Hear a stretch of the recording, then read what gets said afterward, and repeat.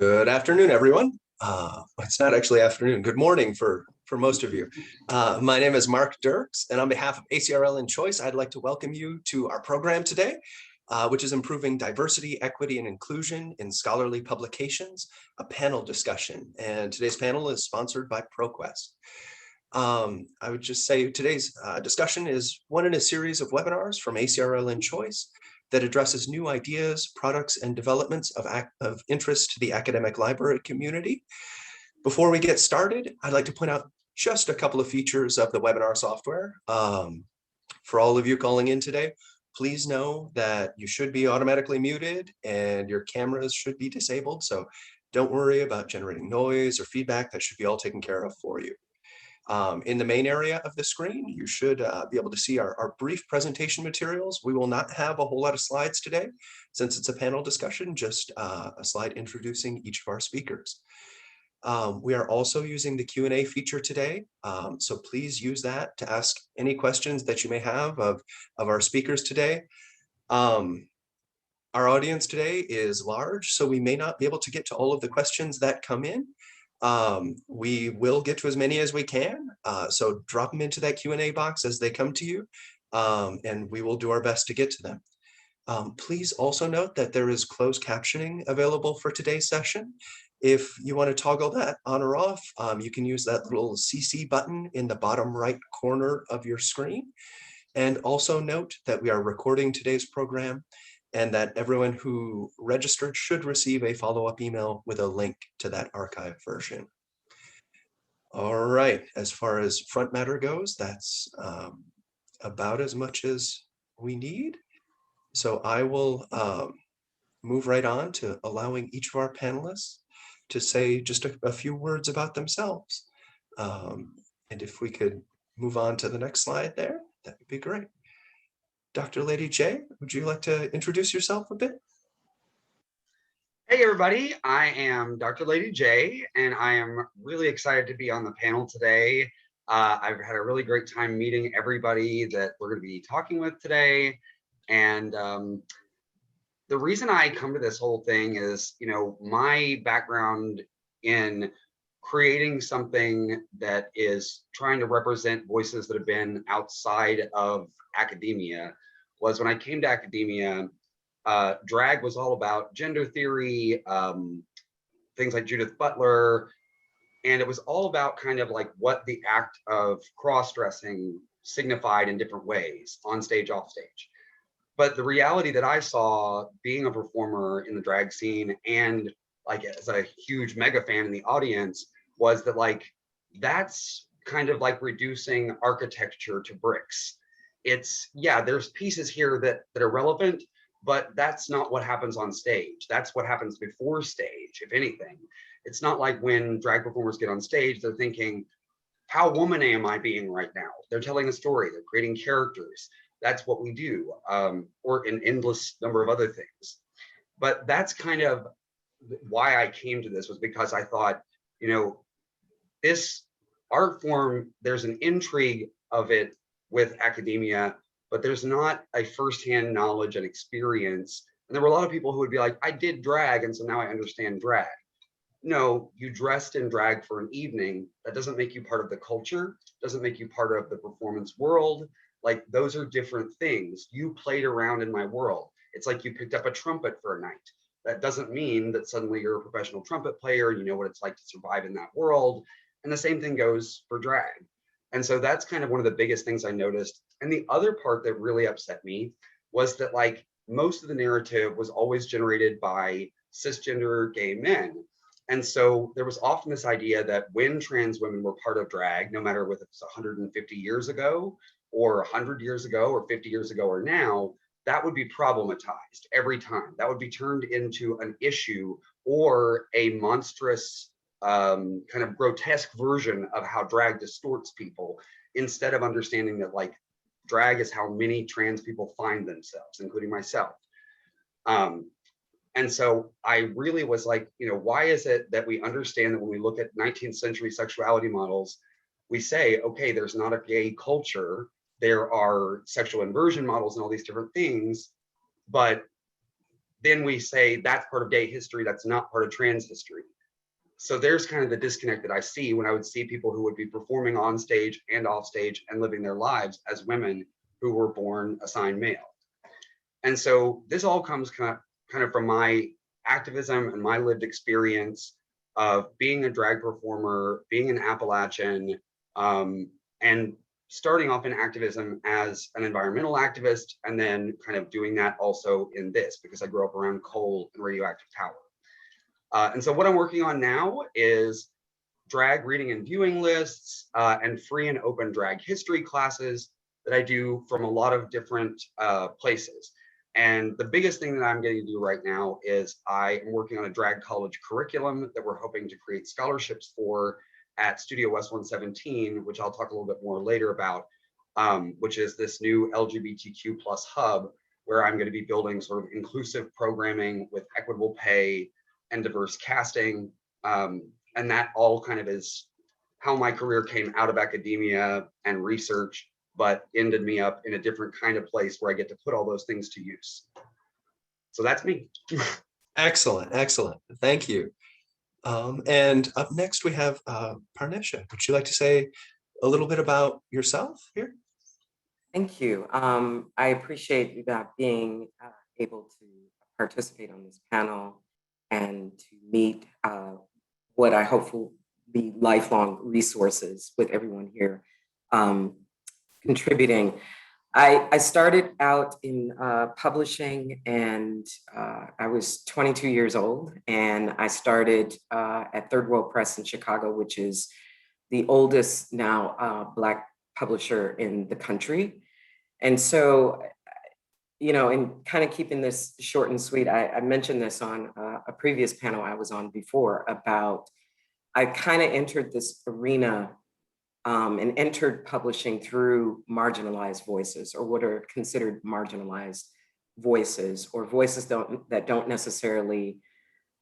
not necessarily at the forefront of publishing. And so I really didn't necessarily think that it was out of bounds, or thinking outside the box, or even thinking it was special to publish the unheard voices. I thought that that was just a natural part of being curious people, being people of excellence, being decent human beings, is that we want as many people to have a seat at the table.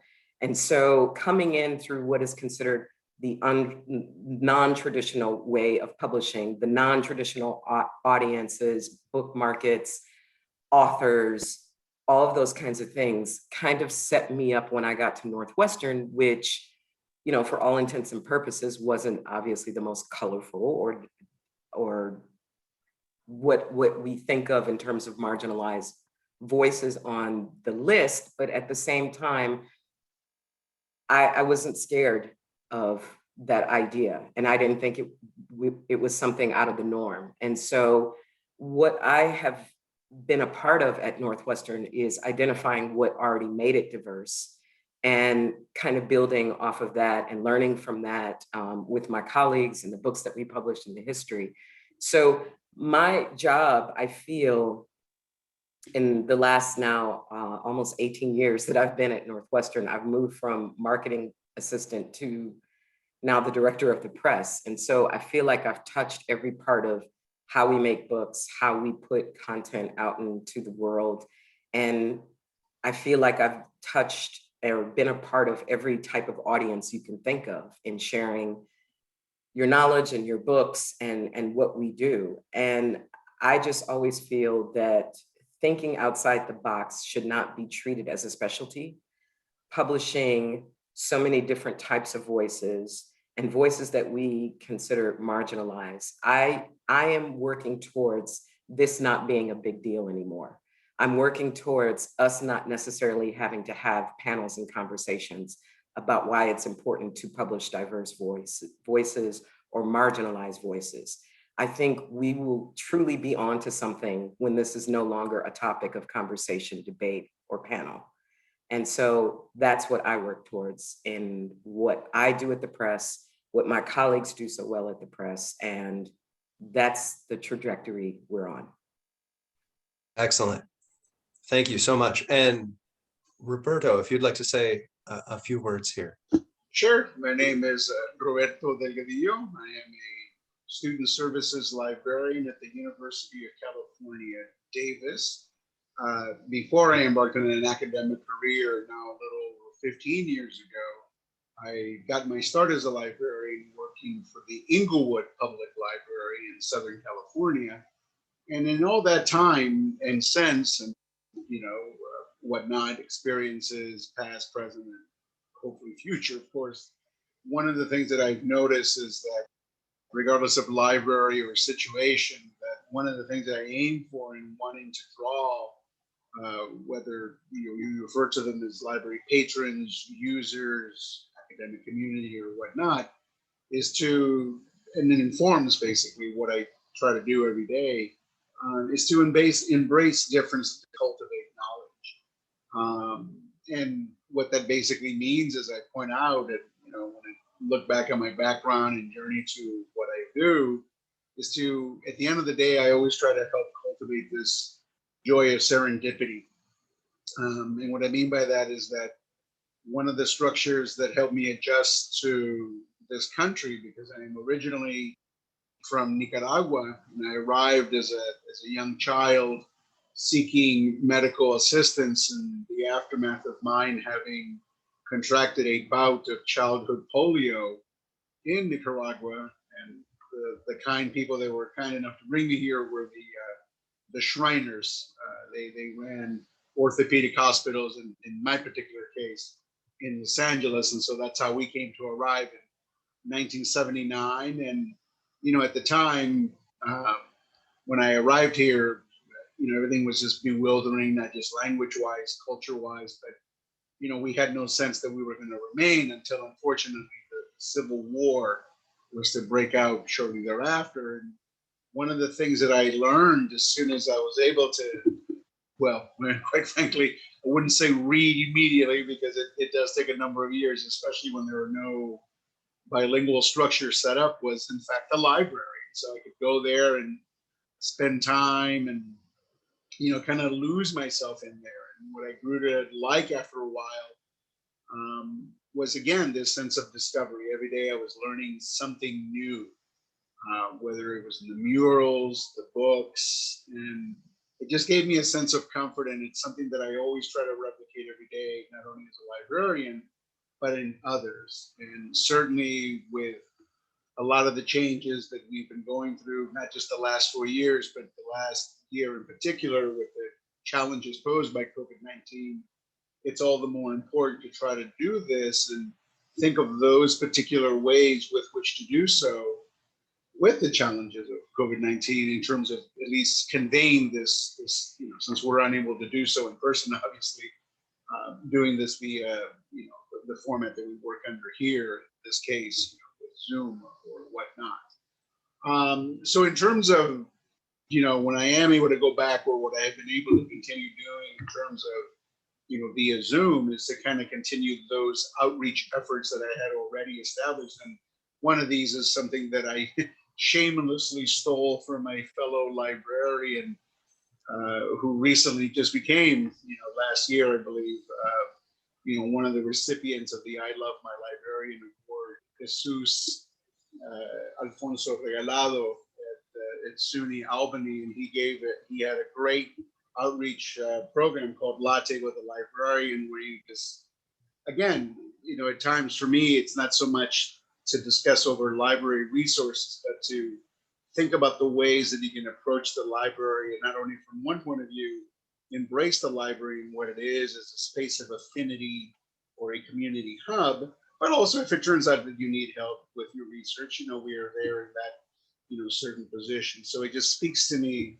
of those things that I kind of always, am always wanting to embrace, which for me is, outreach. And it's just, I'm of the opinion that whether it's for, a faculty member, staff, or student, that it's just not enough to have a once in a quarter BI session or bibliographic instruction session with the students. And so you always kind of want to look out for those opportunities to, academically or socially or whatnot, push for those partnerships and other bodies where, again, you aim to represent the academic community or even the community in general, just outside of it. And such.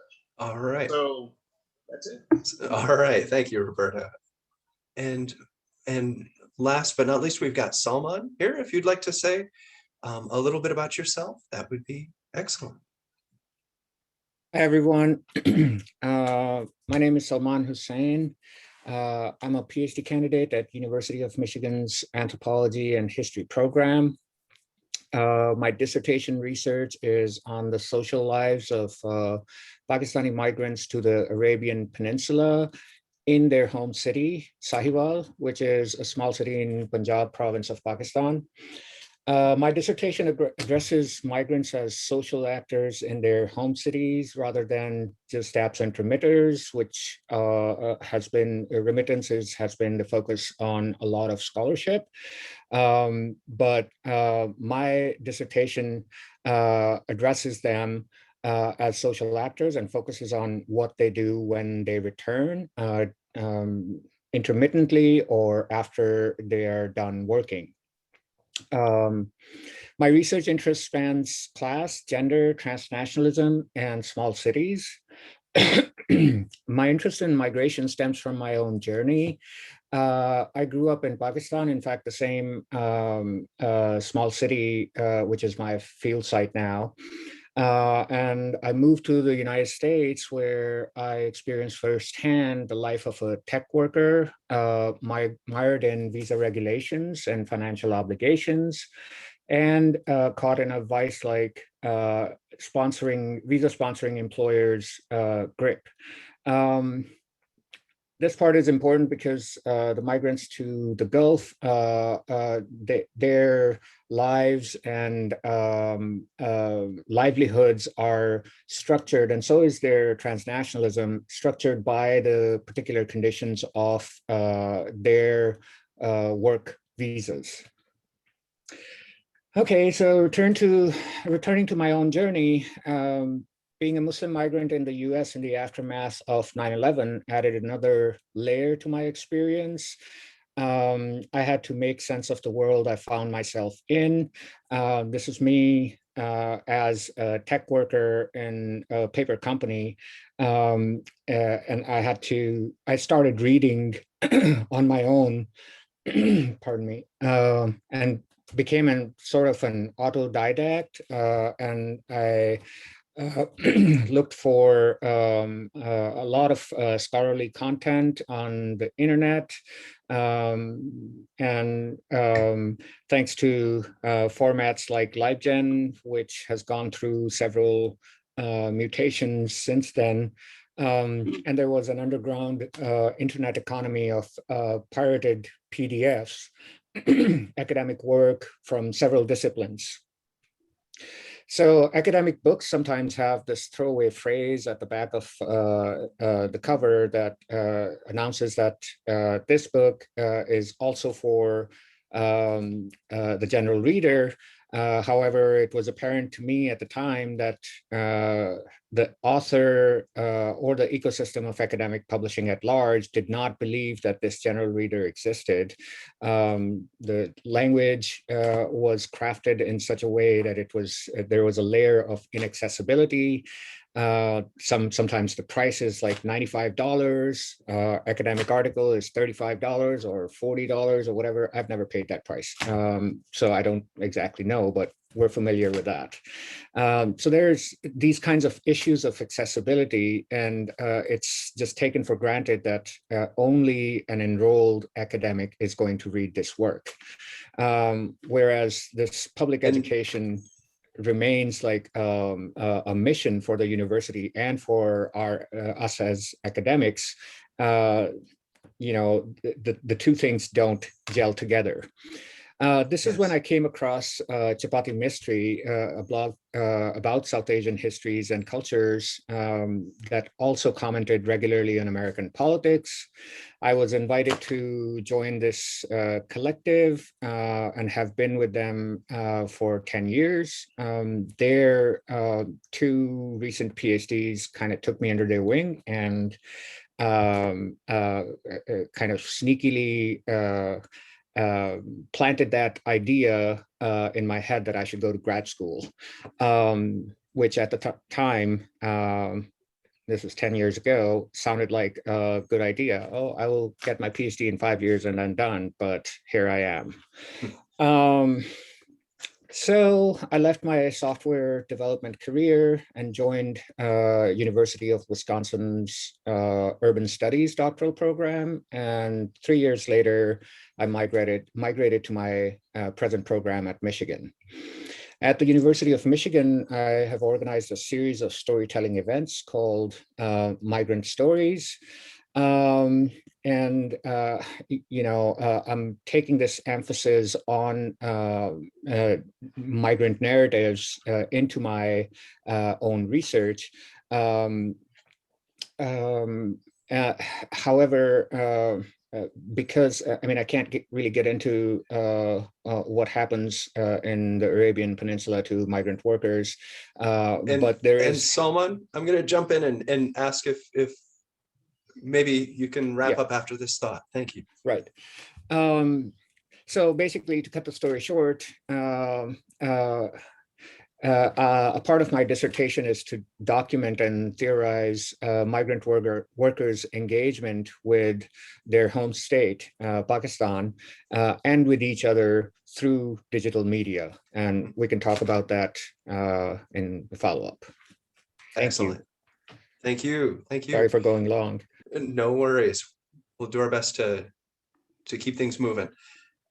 So for folks out there listening in, I've got a series of questions for each of our panelists, a couple of questions apiece, and we're just going to move through those from here on out. As I said, please, if you do have questions for anyone on the panel, drop them in that Q&A box. So our first question today is for Dr. Lady J. And it's simply, of course, simply right. What challenges did you have finding scholarly information related to your dissertation topic? Could you talk about that a bit? Yeah, I have a lot of things to say about that. I did want to jump off of something that someone said a second ago. One of the main reasons I wanted to write about drag as well was because I noticed also this imagined reader who could understand this language. And I was constantly frustrated because I was like, most drag performers I know are not people who have access to a college education, much less access to a graduate level education. And like, this is literally not how we talk about what we do. This has nothing to do with how we talk about what we do. And I was like, you can't start theorizing stuff that you don't know where it comes from. You don't know where it's been. You don't know where it's going. You don't know how to talk the language. What are you doing? You're just making things up. And I was like, it's very interesting commentary on gender. It's not good commentary on drag. And like, that's one of the things that really pushed me. I came to grad school originally to write about women in country music because I'm from the foothills of the Smokies. So that's what I was going to do. And then I realized I had this perspective that was unique, and I brought this background from drag. And that's when I ran into the difficulties with the resources. So I started looking into things beyond just Judith Butler or Marjorie Garber's vested interests and things like that. And you're like, okay, there's a lot of cool things here. There's little pieces I can pick out, but I still don't really know what the history is. What's the narrative? Like, where did drag come from? At least the version of nightlife drag that we have today, which there's a million different stories of how drag develops in theater, how drag develops on film, how drag develops in nightclubs, how drag develops in sex lives. Like, it functions in a million different ways. And so all those things kind of have their own history. But I was like, we at least need some kind of something to hang something on. So we have some idea of what we're contextualizing things within even. And so when I started looking, I was like, okay, so how do you build a strategy for building a history for this?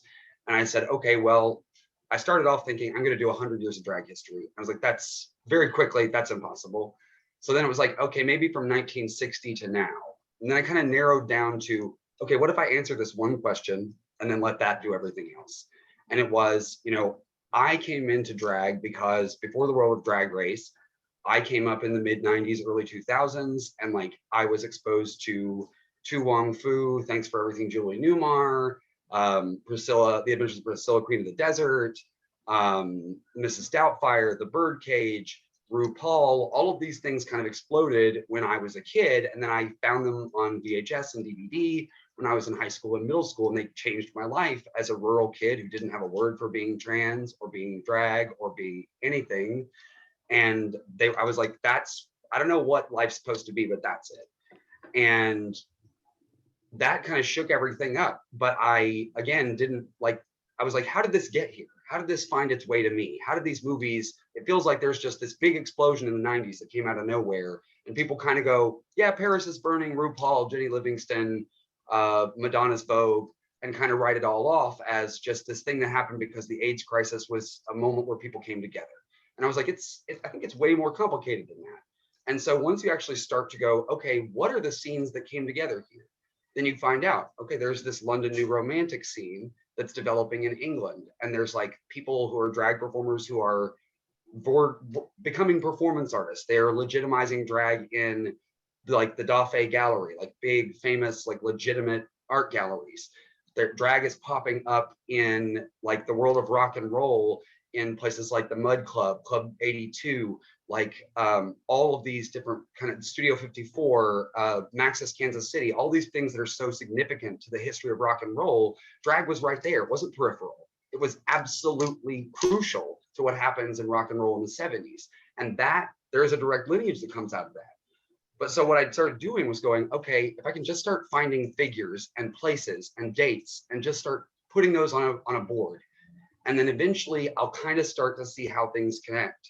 And like one of the things that was really helpful was going, let's look at what the performers have to say. And like some of the books, this was like the first book that I ever completely had a panic attack of joy when I found. It's called The Drag Queens of New York, an Illustrated Field Guide. It's by Julian Fleischer. And it's obviously a non-academic source. But what you find is there's a conversation between all the performers and the interviewee that goes along the bottom of the whole entire book about what they do, how they feel about these movies coming out, what their involvement was how many of them were actually in some of these films. But then it also does this weird thing that drag queens didn't have a great language for how we categorize ourselves that we shared until Drag Race. Drag Race has done a lot of damage, but it did make it so we go, that's a pageant girl. This is like, you know, the spooky queen. This is the like club kid. Like we became able to say, this is pointillism. This is cubism. Like we developed a way to identify what our art is and how to talk about it. But what you see in this book is like the first struggles of people's trying to understand these newly emergent forms of drag or resurgent, because some of these started in the 60s. But like they create this scale of like clown to glamour that's under each of the performer highlights. And then some of the people like break the scale. And I love seeing the like, oh, this performer literally just doesn't fit in any of these boxes. And like, that's okay for the book to acknowledge as well. And then tracing, where did these people come from? What theater troupes were they involved with? Going back to Klaus Nomi and Joey Arias showing up on Saturday Night Live with David Bowie. Like that is drag, all of that, those are all drag performers. Those were all people who came from the drag scene, and they're often categorized as just performance art, and they're not connected directly to the scene they developed it. And so like, those are the kind of things I really found valuable. Excellent. And Dr. Lady J, I'm sorry to jump in and cut you off a little bit. My apologies. But I would love to hear a bit from Parneshia as well. So for you, Parneshia, Dr. Lady J described the process of finding resources and building those connections and representing diverse communities. As a publisher, what challenges do you face when it comes to supporting and publishing authors from diverse backgrounds and identities? So I will say, you know, the biggest thing, and I think that there was actually a question that I think that came in through the chat, also kind of in the vein of this question that you're asking. I'll just start off by saying that the main challenge, I think, is convincing people that there are markets for diverse communities, or the communities that are not necessarily have been published. I think the biggest challenge is convincing that these are marketable communities, These are books, there are people out there that want these books that they actually sell. And, you know, to kind of play on this a little bit and get a little bit more specific. I mean, now we, you know, in some ways it's kind of in vogue to publish people of color, to publish more Black people. And I'm happy to see these things, but at the same time, I worry that these are not, these folks and these new band of authors that are coming in are not going to be fully supported, because traditionally, the markets where we put books don't necessarily go towards the markets that, you know, these folks represent and occupy. There's an incredible documentary, if you all haven't seen it, the Toni Morrison documentary, The Pieces That I Am, I think very much speaks to obviously her as a brilliant writer, but I love this documentary so much because it talks about what she faced as an editor, what she faced as an editor at Knopf. And, you know, she was responsible for the likes of, you know, Angela Davis and Muhammad Ali's biography, those different things. And so it's the challenges. I think there are always going to be challenges whenever you publish. There's always going to be challenges of, you want the book to perform well, you want it to be out in the world, you want as many hands and eyes on it. But I think, speaking specifically to this and your question, is a lot of the challenges actually come from within. It's actually getting on the same page about what this book, what this author needs when you finally get to that other side of publication. And so it's not necessarily, I don't always look necessarily of how we're going to get these books in the hands of readers or to the libraries or to the scholars. That's actually the easy part of the job. It's from within. It's getting everybody on the same page of being conscious and being aware and being knowledgeable about something outside of our own bubble. When we bring these voices in, they have to feel confident that we know what they're doing and that we understand their books and we understand where in the world they want their books. So to answer that question, I would say start from within. And if you get on the same page and your team is on the same page and you're very realistic and honest about how you understand this book, how you understand the author, understanding the possibilities of the markets and where this book could possibly go, and it's not going to always be traditional ways, I think you can pretty much handle on when it does actually get out there. Excellent, excellent. All right, and so for our final question in this first round, we have a question here for Salman. And Salman, we've, or actually not our final question, we've still got to get to Roberto as well, but I'm going to go a little out of order here and ask to Salman. Well, maybe I won't. Sorry about that. As a librarian, for you, Roberto, to stick with the flow of things, because it does make a lot of sense. How do you respond to students who are struggling to find those resources, those relevant resources, from the often overlooked or perspectives other than those that are considered mainstream? For example, students who are facing the challenges that Dr. Lady J described during her research. So how do you get those in front of the people that need them? It's just that, actually. In my experience, I encounter students that are so in their minds have set up this structure or think along the lines of, oh, I've been assigned to find materials that are, you know, peer reviewed or that can only be found in the rules of Hoyle databases. I cannot consider anything that's outside of what academia has deemed, again, to have passed the proverbial mustard in terms of saying, so that in essence, if you don't find it in an academic library, then it's not subject to something of interest.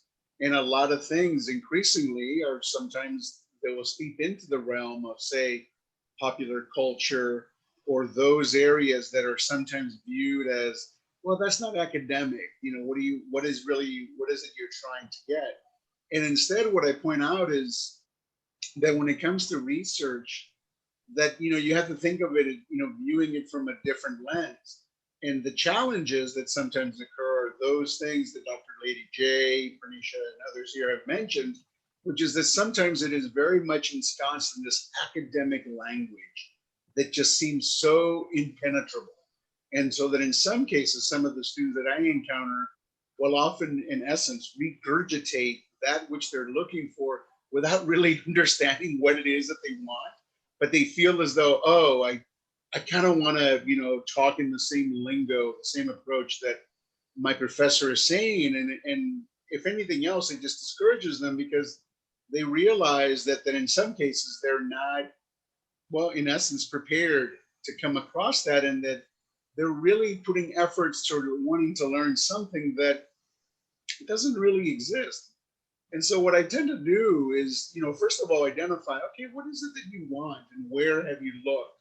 And when you have looked, now that we have looked at where you have looked, now let's look at other areas where you have not looked, be it, through the use of advanced Google searches, YouTube, other platforms that most people think, oh, I did not know that YouTube could be or is the site of oral histories, film examples, other formats that to them, they would have thought of, oh, this does not quite meet the characteristics of what is to be, again, a rules of Hoyle work of academic work.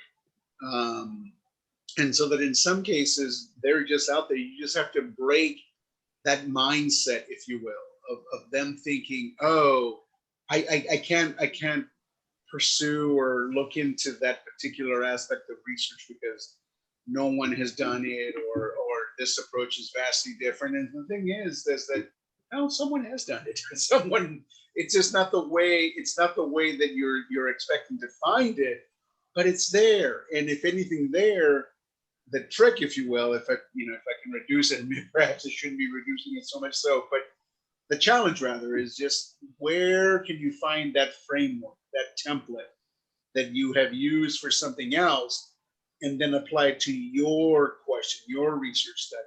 And there you will find those voices, those experiences that you then say, oh, no one has in fact looked at this. And if they have looked at it, then the other challenge you then face is that, oh, someone already talked about this. Oh, never mind then, my effort is done.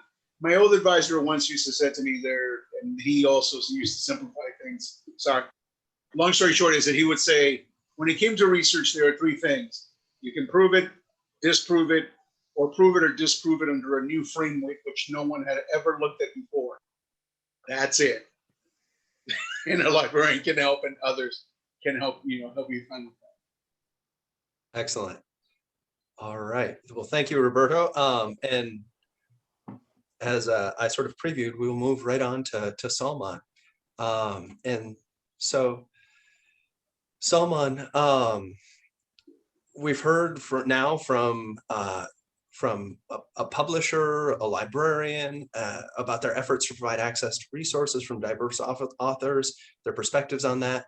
For you as a graduate student, what has your experience been in finding relevant scholarly resources to support your research? Well, I'm glad I'm going right after Roberto, and I'd like to follow, in the same vein, and talk a little bit about the diversity of sources that we as scholars should be attuned to. We, as in, we graduate students, need to be attuned to, and the wider community. So I'm a contributed editor to the multimodal anthropologist section of American Anthropological Association's flagship journal, the American Anthropologist. And I'm in the process of putting together a publicly available forum that on Indian Ocean that draws on a multimodal approach. This multimodal approach kind of like came to the fore as the pandemic hit, and people were kind of grounded, and my discipline, anthropology, is kind of heavy on the traditional method of going to a field site and being there. I mean, there is this, as Roberto was saying, students have a kind of sense of not taking a YouTube video as a vital commentary, and that might have something to do with thinking of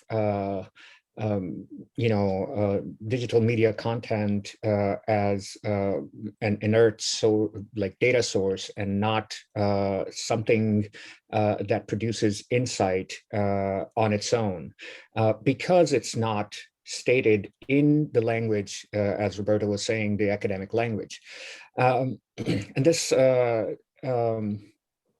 specialized discourse that's produced by specialists for other specialists is necessary for furthering knowledge and understanding. And I'm not like dissing on academic language. Yet this sort of this specialized discourse and producing it, it doesn't stand on its own unassisted. There is a political economy undergirding scholarship, where academics are, we do all sorts of, we have to do all sorts of different kinds of writings to, first enroll into a school, get grants for our research. All of this goes into our work, and then we have to be out in the world, collecting our research data. After that, we may produce, a journal article or a university press book, which then again, includes convincing journal or university press. Now, in all of this, what gets ignored is, that we have to kind of make it more accessible. If I think that I've produced a significant insight, I want it to be popularized. And even this way of thinking that it tells us that, in my mind, the flow is unidirectional, of going from this specialized discourse out in the world. But it's a loop, from lay folks to the scholars, thinking about something. The idea is not just born in a disembodied head of scholar. It comes from all of these circulations. And Salman, can I ask you to wrap up here with maybe Yes. one last thought? Right. So just to wrap up, I think the multimodal approach is well suited for what I've tried to articulate here, except with one caveat, that we do not think of it as simply a research tool or an inert tool with which to gather data. But it's also a place to draw inspiration and insights from, even if it's not produced, the material is not speaking that specialized language. It's a source of ideas, it's a source of inspiration. Excellent. Okay. Thank you. And so to move to you, Parneshia, earlier you were talking about some of the challenges of publishing diverse authors. And you mentioned that it was sort of an internal thing. So it makes me wonder, when you're publishing sort of non-traditional formats, things like translations and those sorts of things, I imagine that there are financial considerations that come into it as well. So are there ways, or when you're publishing these sorts of works, how do you secure funds to support DEI in publishing?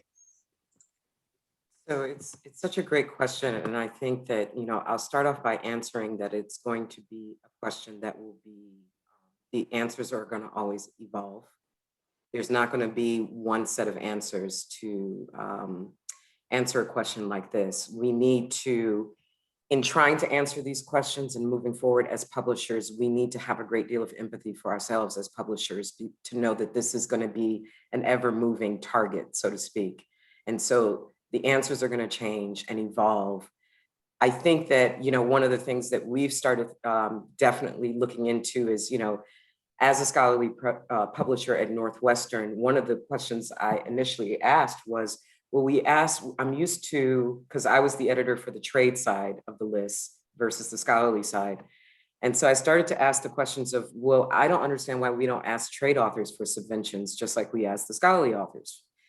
A lot of our trade authors are connected to organizations and institutions, which will probably be the #1 source for supporting their books. So we talked about things like that, like we should have the same type of requirements in terms of funding, in terms of support on the trade and scholarly side. So that's one of the things that we've looked into of, when we're ready to, strike that deal with an author, if they have certain organizations or institutions that they're connected to ask if they would be willing to support the book and provide some type of subvention. And usually 99% of the time, they're ready and willing to do that. So that's one thing that we do. The other thing is looking at the power of special sales and non-traditional book markets. I feel that is something that constantly gets overlooked. We look at obviously, okay, we know it's going to go to independent bookstores. We know it's going to go to libraries. We know it's going to go to the retail market. But now we have to actually, and especially I would say in these last couple of years of just looking at what the publishing industry is, not just from a commercial standpoint, but from a scholarly standpoint, a lot of our books as a scholarly publisher cross over into the commercial world. And so we have to take a look at what is the given market, but what are also the special markets for each individual book. And usually that can match the sales of anything that you do in the retail market or and what you do and accomplish with library sales. So I think looking at non-traditional ways of putting a book out in the world, looking at non-traditional markets, and usually you can answer these questions if you sit down and talk with the author. We start to do a complete, what we call almost a background check of the authors with their AQs. That's like the most important thing that we ask of the authors is to turn their AQs over, because we internalize who they are. It's not just putting their book out in the world. We're putting them out in the world. They are the biggest representative for their book besides us. And so when we see that they're connected to certain organizations, when we see what they've been doing out in the world, aside from just writing this book that we're publishing, those are usually the very direct targets and marketplaces that we want to know about this book. So really stepping outside of what is the given of publishing a book and finding those specialized markets. And then I always answer a question like this to say, have you been out in your backyard lately? If you've been out in your backyard lately, and with us, basically going to the departments, the organizations on our very own campus, they are ready and willing to support books, throw virtual in-person book parties, adopt for classes. When we have books that are part of series, I always ask the series editor, are you adopting this for your class since you're part of this whole thing? It's always, have you stepped out in your backyard, and do you know what's out in your backyard is usually one of the best places to put a book out in the world. Excellent, excellent. Well, looking at the time and the vast number of excellent questions that we have in the Q&A, I'd like to take a little time to make sure that we get to them, those questions that are coming in from the audience. So if that's okay with folks here, yeah, we're getting some nods, great. Then I will turn things over right here for the Q&A to Linnell, I believe. Thank you, Mark. I'm actually, Oh. Linnell is busy answering the Q&A as So quickly to as Michelle she can. then. So I'm going to quickly ask this. So we've had a lot of these questions come in, several of them directed to Roberto, and several people have asked this, and we were hoping you could answer. Most often professors, including myself, the person who asked the question, discourage students from using non-scholarly work, namely non-peer-reviewed. Are these non-academic sources, like YouTube that you mentioned, authenticated by well-known entities outside of the academia? And do you get pushback from faculty? In the instances where I have, I remind that in some of these instances, when looking at YouTube videos or whatnot, they often are associated with institutions. One of the areas that I tend to help students with is around the area of Chicanx, Latinx studies. And some of the research involves the use of oral histories and transcripts. And increasingly, institutions are not, and especially all the more so with the challenges posed by COVID-19, we are seeing institutions load, if you will, these transcripts, these oral histories, whatnot, available. So in a way, it's the institution that's loading them. Now, this is not to say, however, of course, that, yeah, you're going to find stuff that's a bit questionable and not obviously going to fulfill the needs of what is being asked of it being, you know, or as I said before, the rules of FOIL peer-reviewed material. But increasingly you are finding, as I said, not just through YouTube, but through other non-traditional academic platforms, those materials which would have basically the stamp, the imprimatur, if you will, of an academic source. So for me to see something from the University of, say, you know, Texas, Austin, where they have loaded oral histories of the work of the Bracero program or the experiences of migrant workers and or the immigrant experience elsewhere, be it from Europe, parts of the United States, or what have you, that would fit there. They're not, you know, attitude is one, of course, it fulfills their needs of wanting to get their name out, if you will, but also it does serve a need for making those materials available in a way that maybe they hadn't been done before.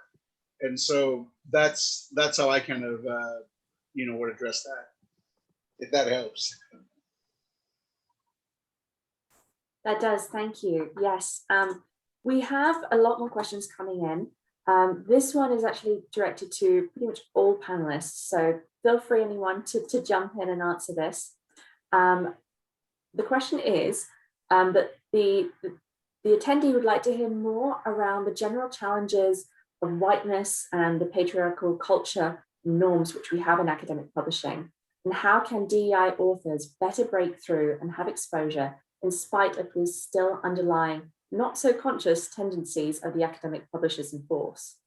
So it's quite a long question, but if anyone has any ideas or would like to answer that, please jump in. I have one thought. You know, I'm not super interested anymore in where I'm at in my career in publishing in academic journals. But there was a time in my career before I graduated and before I decided I wanted to work in a non-traditional kind of way that I was very interested, like the end goal was Journal of American Musicological Society. And so the editor, they got a new editor, they came to Case, my grad school, maybe 3 or 4 years before I graduated. And they sat down with all of us graduate students, she did. And I apologize, I cannot think of her name right now.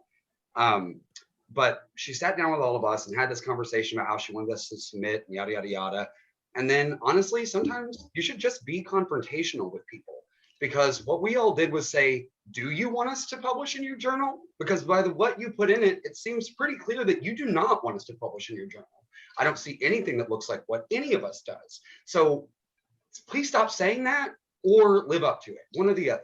But don't keep pussyfooting around and acting like you want this new research and you want these new ideas and you are thinking your journal's a little dusty and that you want to shake that up, unless you're going to do it. And I will say, to their credit, I have never pursued them, but like they called me to do a book review last year, which I was surprised about because I was so confrontational with them.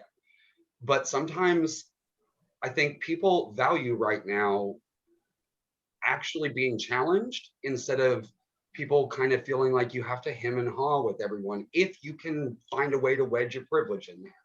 And like, that's kind of one of the things that I feel like as a graduate student who's trans and does drag, again, people who generally in both categories don't have much access to these kind of institutional moments with people. That's my job, was to say like, either live up to it or don't. And I'm seeing that sometimes, not always, but sometimes people do respond.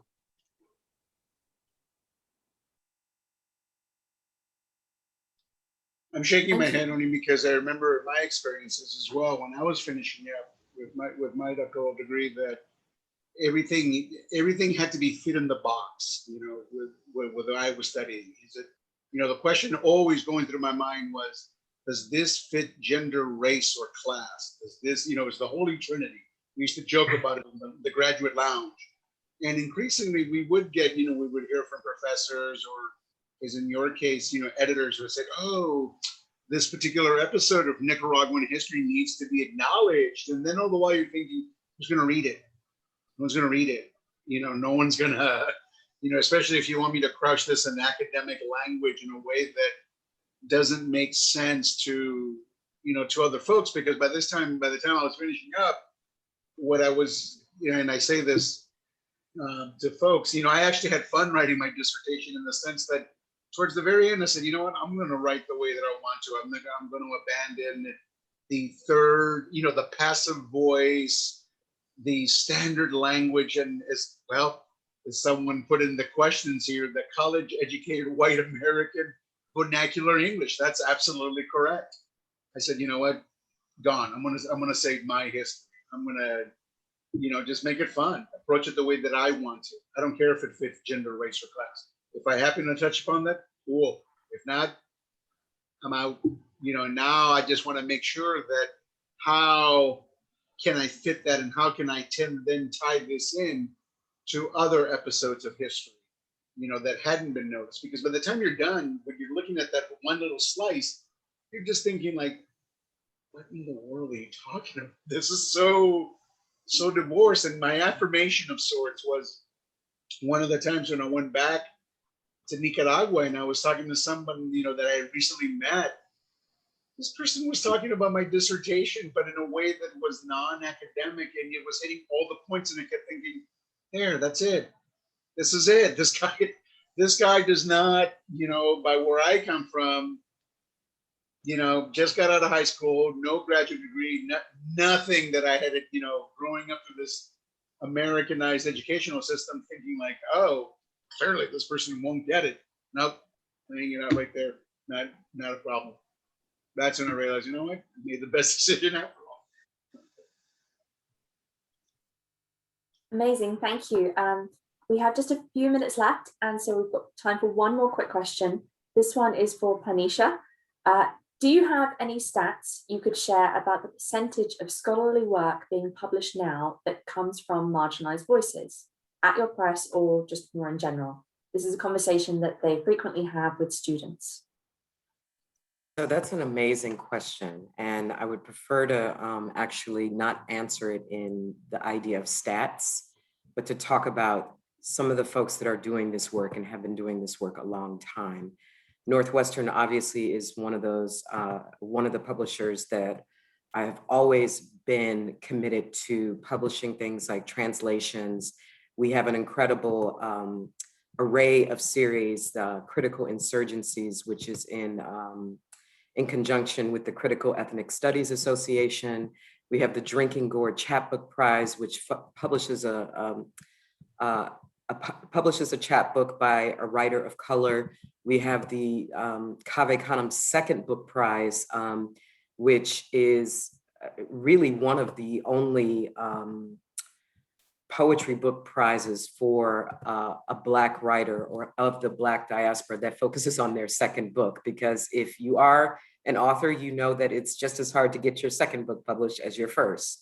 And so we started a second book prize. We have the Buffett Global Humanities Prize, but there are publishers who I just greatly admire that have been doing this work for a long time. If you look at the folks at the University of Georgia Press, if you look at NYU Press, which has a series, several series that focuses on sexuality and gender and race. Duke University Press is one of the biggest university presses that publish on race and gender and sexuality. So it's, if I tried to put it in stats, it's not going to be accurate, but I will say that there are presses, especially scholarly presses, that have always been on the front lines of these particular areas and actually are connected to organizations focused in these particular areas. So all you have to do is just, play the gamble and look up some of, our brightest in terms of the university press and scholarly community. What's even more wonderful about it is, like I said before, they're connected to organizations already doing this work, and book series are created out of that. So the stats from at least a scholarly standpoint it's quite large in what the presses are doing and the books that they're bringing to the forefront. Excellent. Thank you so much for that, Parneshia. I would just jump in here to say that we have come up to the end of our hour, and would just say thank you so much to each of our speakers today, to Roberto and Parneshia and Dr. Lady J and Salman. Thank you so much for taking the time to participate in this discussion. It's a really important one. And we appreciate the time that you've put into thinking about the questions and providing information for everybody here. I think the questions in the Q&A coming in speak to how much engagement there is and how interested everyone is in this topic. So again, just thank you. For those folks out there joining us today, I would say thank you for doing so. And if you have just a second before you sign out here, there should be a brief survey that pops up on your browser. If you could take a minute just to fill out those 4 or 5 questions, that would really help us out, and we would really appreciate your responses. So once again, thank you to our speakers, and and to those out there, we look forward to hopefully seeing you on another program in the near future. Thanks very much.